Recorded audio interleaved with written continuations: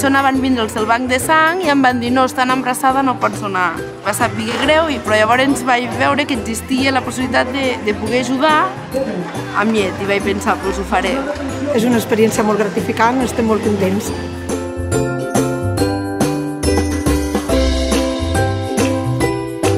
Quiero agradecer a todas aquellas mamás que han decidido donar leche, que con vuestro gesto hacéis posible que bebés tan pequeñitos como Pepe se conviertan en grandullones súper fuertes como él.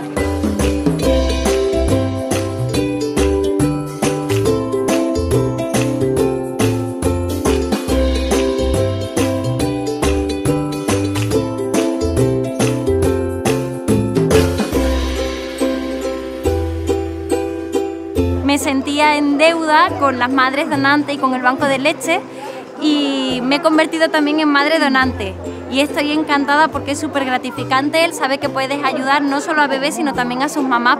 Muchas gracias.